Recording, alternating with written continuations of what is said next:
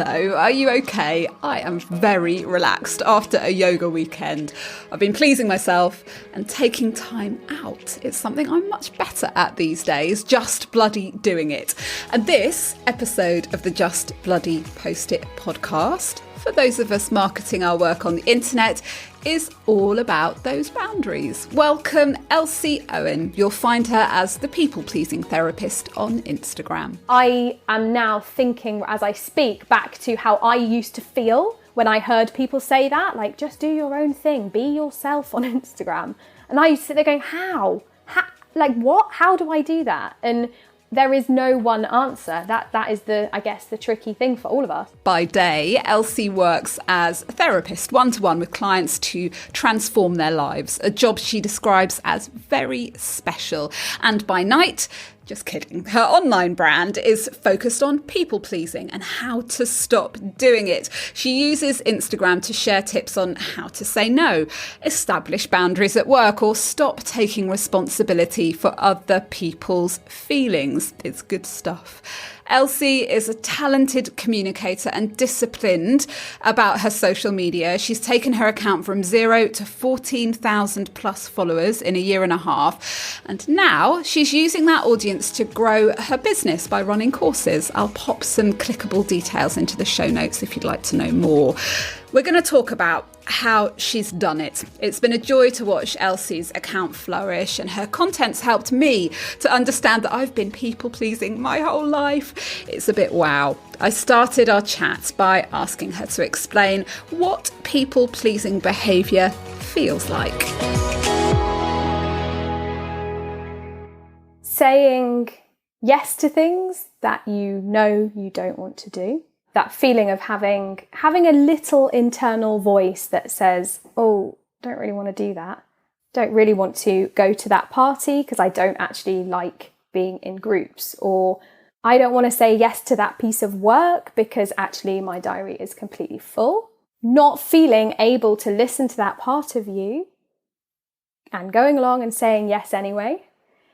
And reaching a point of feeling, well, not very nice, whether that's overstretched, whether that is stressed, whether that's anxious. Reaching a place where you're not feeling good in your own life purely because you didn't want to cause somebody else the trouble, the discomfort, the rejection of saying what was true for you. I think it's fair to say, especially as a woman, that you grow up, conditioned to make people feel comfortable, to make them feel happy, to make them feel warm, to make them feel like they've got what they want out of a situation. And I don't think it had occurred to me that there was an alternative to saying yes to things even when you don't really want to do it because somebody's asked you. So the nice thing to do or the good thing to do is to say yes in order that they feel good, in order that they continue to like you, in order that they don't go away. That there's an alternative. That's the revelation. I'm nodding a lot. We don't realise how much responsibility we take for all of those things that you just listed. We almost absorb this feeling quite unconsciously that it is our job to make other people feel better and to ultimately kind of control how they feel. And I don't think we necessarily see it that way. We don't think that we're controlling people. But you could say that the kind of people-pleasing pattern is a little bit like that. We are walking around assuming that it is our job to make sure everybody else has a really nice, easy, comfortable time, whether that's related to what we're doing with them or not, actually. Sometimes it creeps in all over the place. I know, it's literal madness when you start to understand, and you understand why you are becoming increasingly resentful or angry and grumpy, and then maybe you take that out on people around you that weren't even the ones that have asked you to go out of your comfort zone. It's crackers. The resentment thing is huge, and I often say to people, if you're starting to feel resentful towards others, instead of blaming them or instead of using that as something to look at what they're doing, turn it back on yourself and ask whether you're looking after yourself. And how much of that resentment are you kind of responsible for? Which is a bit of an uncomfortable one. It's not not a nice, but I like it. Nice one to sit with. It's almost like this idea of full responsibility, like take full responsibility for saying yes to something that you didn't want to do.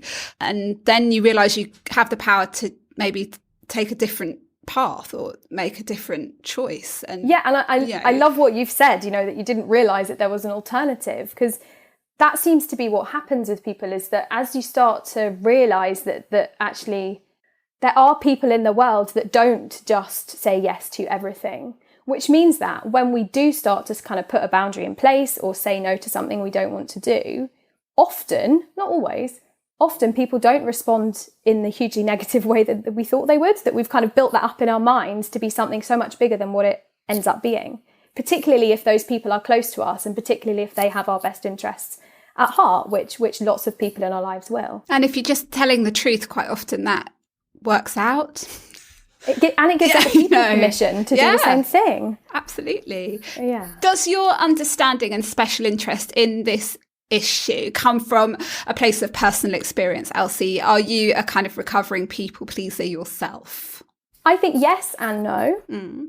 I think as a teenager, I was a huge people pleaser. Late teens, my early 20s, I was in relationships that were very much on other people's terms, didn't really serve me. I was quite anxious, and I went into therapy. I was kind of lucky enough to have that accessible to me, and I discovered some things there that empowered me really to start to live. The only way I can describe it is more on my own terms. It was a very empowering experience and shaped me hugely. I have my own experience of it. I see it in my daily life in the way that you're describing. I don't think I have struggled with it to the extent that some people do, but I do have a heap of experience of working with other people through it. And I know it's something that you have picked up on as being a real common thread through your offline conversations as well as your online ones. Yeah, which is where this came from. So it's kind of combination of my own experience and my own story, really, of getting to a place where I feel more in control of my own life. And just noticing it come through all of the client work that I was doing before Instagram was a thing for me, before the courses and things were. And I just really love helping people with it. I find it, just like I said to you before, really special to get this insight into people's lives and to see them make change relatively quickly, actually, sometimes, and quite simply in the way that you've described too. You have a business, Elsie, you have a job, you do therapy in the traditional sense, behind closed doors. How and why and when did you decide to bring that onto Instagram? Lockdown. The first lockdown in the UK. Talk about changing lives in all kinds of ways. Yeah, I had my business, my private practice, as we call it in the therapy world, going for about a year and had established, and I had a good flow of clients coming through and things were going really well. Lockdown happened and I guess I sort of just seized it as an opportunity to learn something, to learn how to do Instagram. Came about by fluke. I was in a therapist kind of networking call and somebody there mentioned to me that maybe Instagram might be a good place to look. And it sort of just happened from there. I hadn't done it before because I knew how much work it took. I have a slight background in marketing, digital marketing. I've done that for other businesses before. And I know that it is a slog. It can be. The truth. It's a long game. It is the truth. Although you're not making it look like it is so, but I know that, with every guest I speak to, it is something that will take time. If you want results of any kind of meaningful. Absolutely. And what I knew is that if I was going to do it, I wanted to do it really consciously and with intention and with energy. I think I kind of had this sense that if I wanted it to go to where I wanted it to get to, I needed to have the time and the space and the energy to put into it. And that's why it didn't happen until this kind of, expansive, I'm sure everybody agrees, very weird time emerged. And there was this space to explore. I also think I got on there at quite a good time because everybody was on there.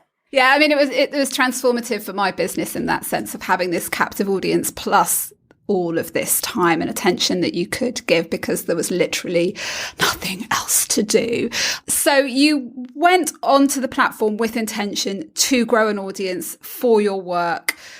But you didn't start out as the people-pleasing therapist. You went through a few identities early on. Talk us through your evolution.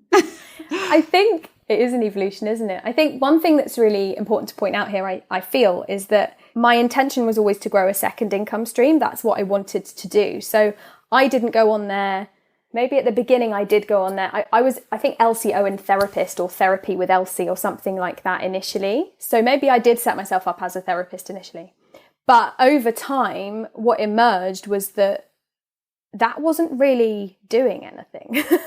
You can't do therapy on Instagram. Nobody responsible would do therapy via Instagram. And it's, I guess it's not a place where you're signing on one-to-one clients on a regular basis. It kind of, you have to come at it in a different way. Did you know that at the beginning? I learned that. Yeah, you learned it. I learned that. Yeah. I think so. I'm friends with and connected to some therapists who do use it just to find one-to-one clients. And I do get one-to-one clients through there now.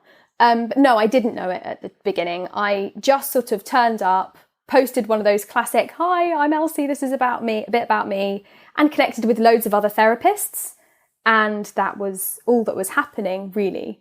Paying attention to what content was landing with people in the small community that I had, and getting a bit more clear on, I guess, like what I wanted to do there. I also, part of what's been successful for me is absorbing lots of training and lots of workshops and lots of courses, as you know, because a lot of them were with you, and really honing in on the fact that, like, it's really important that we niche this buzzword. It's a buzzword, isn't it? Niching. But being aware that, like, I liked doing that work with people around boundary setting and around people pleasing, though I didn't call it that then. And when I started to talk a bit about that on Instagram, people started to resonate with it. And it's like small numbers. My account was like, 300-400 people. I'm not saying it was big, but I just noticed a couple of posts would get saved if I talked about some boundaries people could set, or comments would come through a little bit more than on others. And so that, combined with what I was noticing in my client work, I think kind of formed this identity for me, really. And at some point, actually talking to this other therapist who's on Instagram that I mentioned earlier, who I was in that networking call with, she just said, you go for it. Call yourself that. And I still have mixed feelings about the idea of calling myself the people-pleasing therapist. But what it does do is tell people what I do. And I think that was a really pivotal part of my growth, was when I was quite clearly defining what people could get from me. You're helping your potential follower, client, customer out so much if you can just come up with something easy for them to get hold of, an easy way for them to identify you, to tell other people about what you do. And your feeling that it's not perfect, I think, is really interesting, because I know that you subscribe to the thinking that good enough is good enough. So if you can come up with something that is just good enough, that is a way into you, expressing all the things that you can express, helping in the ways that you can help. If that is just the hook, then that is good enough. It is. And the reason I feel slightly uncomfortable with calling myself the people-pleasing therapist is because I don't love the people-pleasing term. I don't love that as a label. I don't love labels generally. The way it's helpful here is that people call themselves people-pleasers. That is something that people resonate with before I've done any work on explaining to them what it is. So that in itself is helpful. And that was a phrase that I kind of had picked out of things people were telling me about their experience. So yeah, it's not perfect because it doesn't completely reflect my views. It does its job. And you can change it again in future. That's the beauty of it. I mean, if you can learn something from Elsie's experiences, that you can grow, you can change, you can evolve.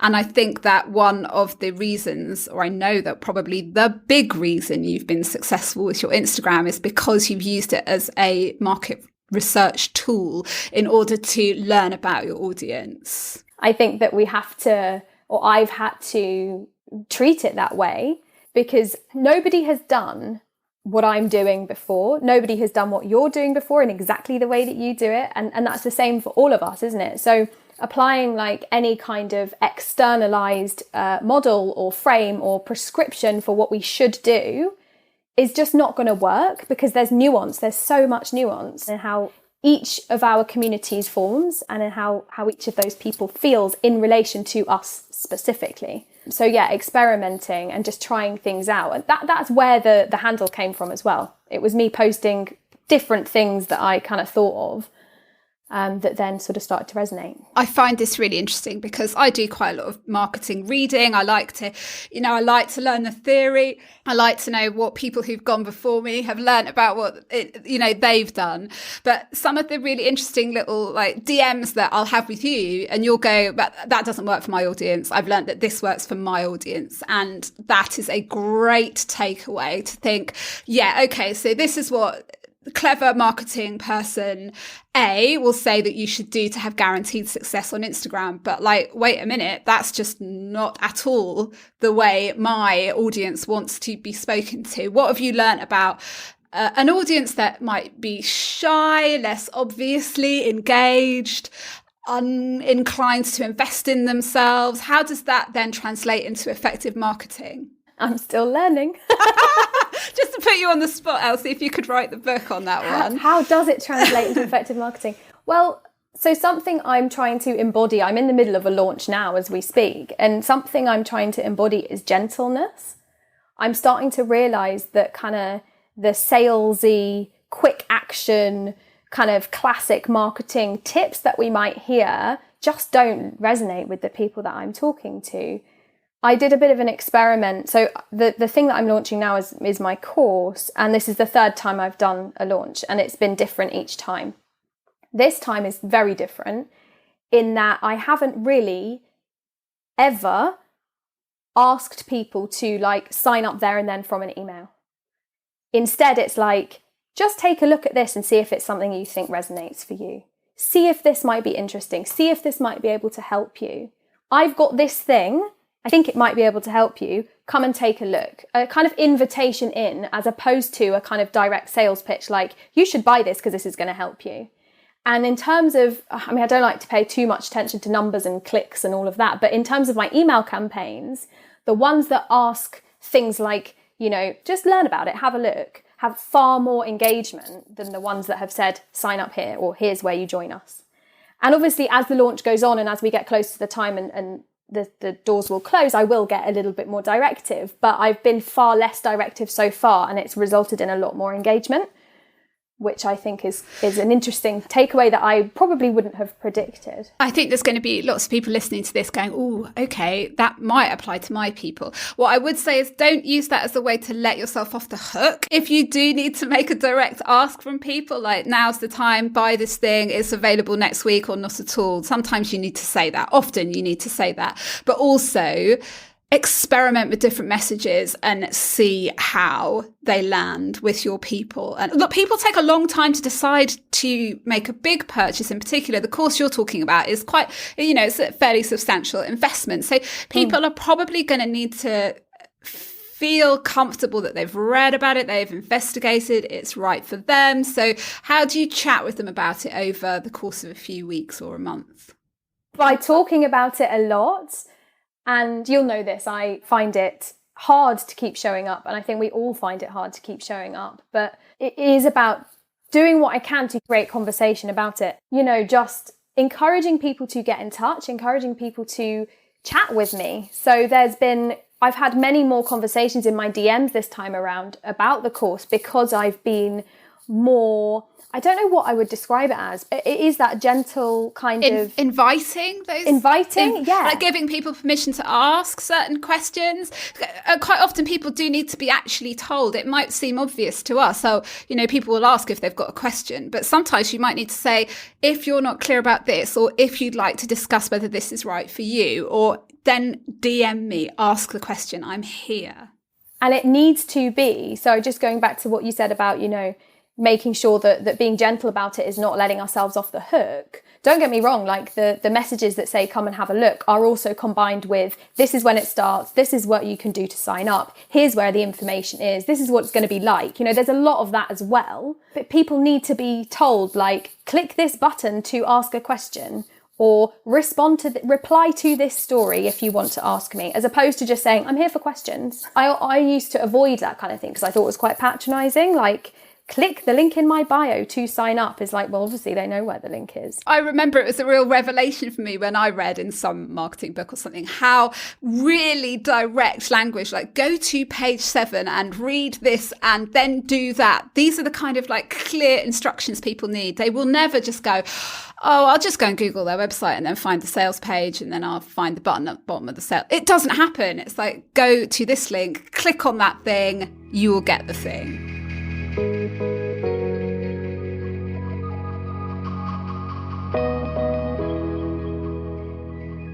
You're such a lovely, talented, authentic marketer. Tell us also about some mistakes you've made along the way to make us feel better. I know that you asked me before, like, what are the accounts that I'm interested in or like accounts that I like? And I actually don't follow that many on Instagram because I fall into the trap very easily of going, oh, look what they're doing and you're not doing that.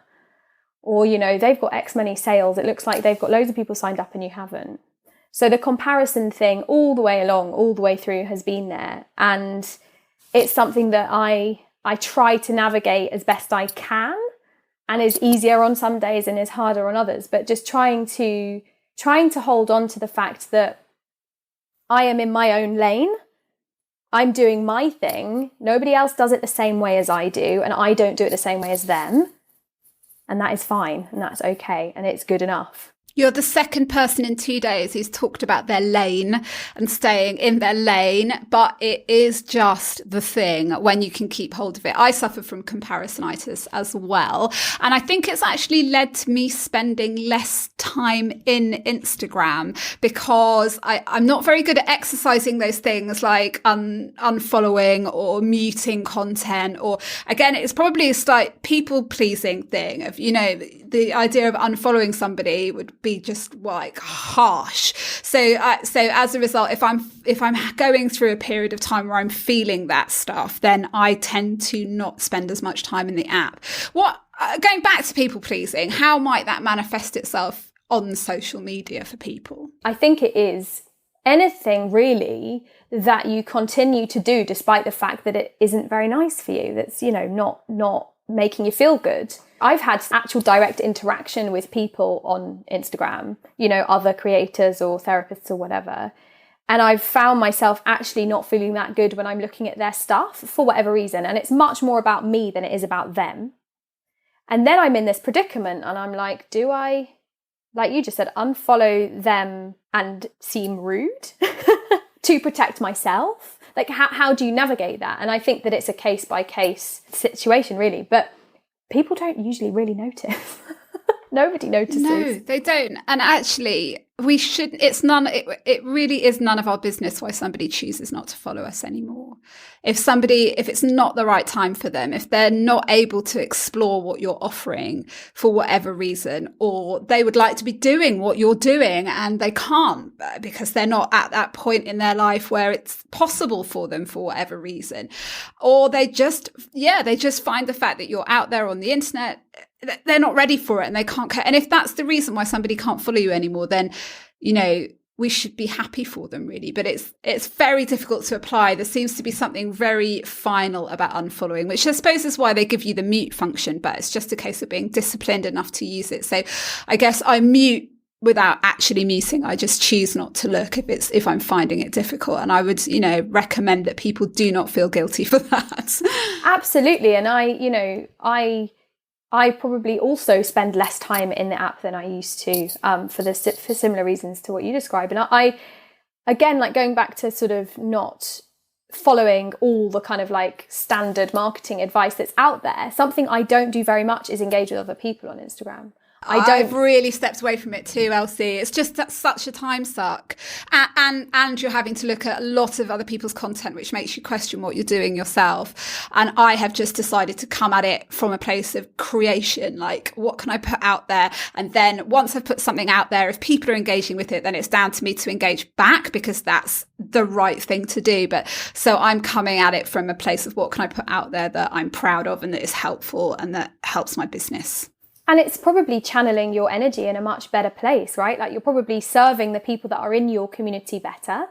And I think it's so easy because Instagram is such a busy place in any industry, really.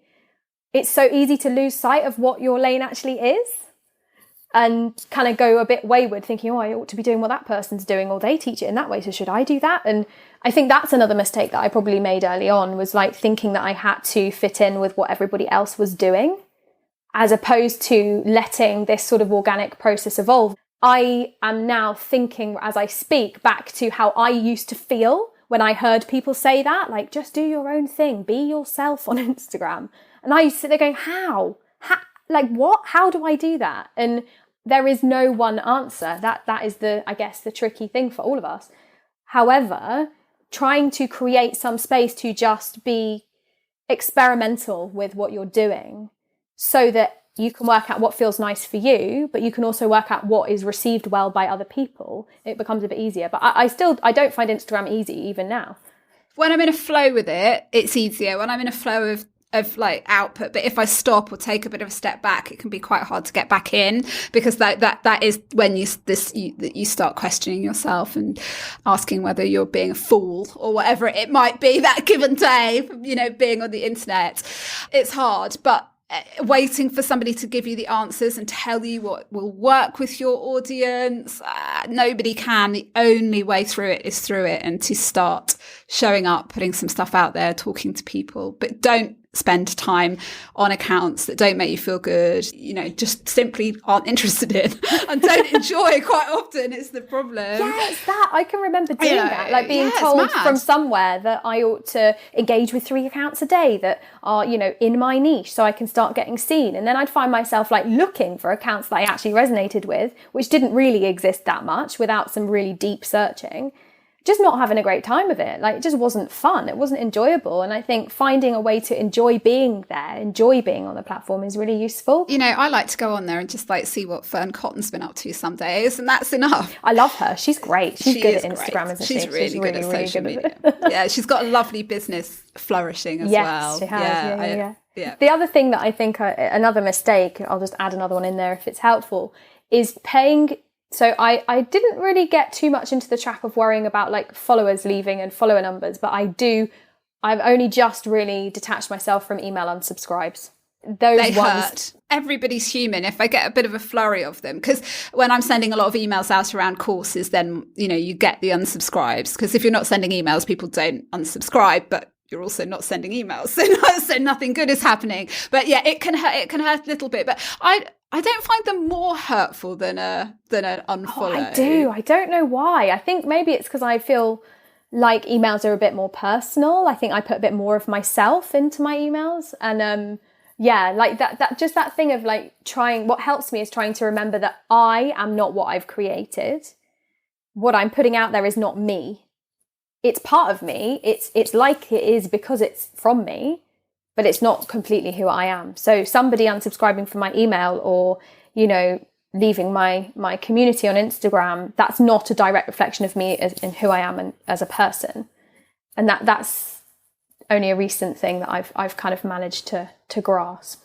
I had a little light bulb moment about this stuff when I was preparing for our chat. And definitely, like, thanks to following you and Susie Redding, who's also been on the podcast, people who get me thinking differently about what I'm doing and when I can say no and putting boundaries up. It's actually also made it easier for me to hear no from other people.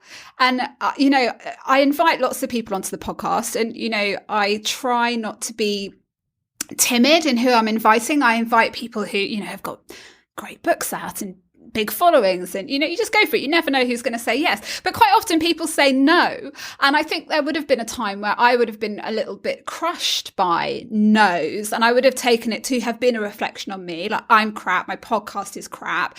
But actually, once you start using those boundaries, you don't then mind them when other people put them up, because they've got good reasons for not wanting to do something, and it's got nothing to do with you. So I was like, wow, that's a really cool aspect of stopping people-pleasing behaviour.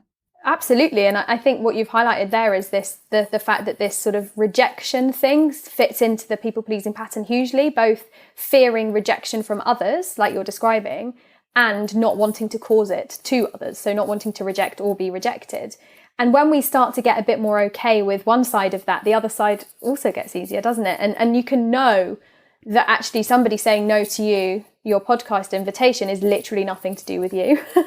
But while we're worrying about rejection, and quite often I think this is something that it is true for my clients as well, while we're worrying about rejection, worrying about people not liking our posts or not following us or not being interested in our products, it stops us from moving forward and finding the people who are interested, because you just go, you enter a state of paralysis where you're not doing anything because you're worried about the no's. Absolutely. And if the other thing that I try to teach people or to encourage people to see is that rejection is okay.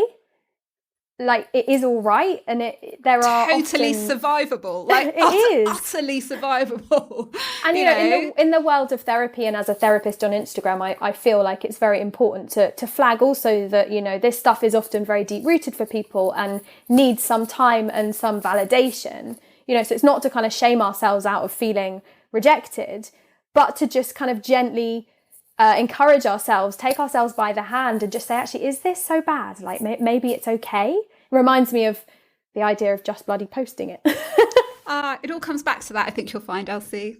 Oh, Elsie, it's been such a pleasure to speak to you. We'll continue the conversation another time, I think, if you'll come back. I'd love to. I will, always. I love chatting. Thank you so much for having me. Lots of love, Elsie. Thank you. You too. Thanks, Helen. I really enjoyed that chat. Thank you for listening right the way through. Elsie's out there doing the work. It's time consuming and requires constant thought and adjustment. But what's worked for her can work for all of us. Allow your audience to guide you, to show you what of the things you can offer they are most interested in. And also, once you've had a look at the marketing rulebook, maybe put it back on the shelf and think about the bits you don't have to do, that don't work for you or your people. There is nothing that we have to or should or must do. Fabulous. Subscribe so that you don't miss the next episode, and share with your friends who might like it too. Shares are the highest compliment you can pay on social media. They're really appreciated. Thank you. And I'll see you next time. Bye.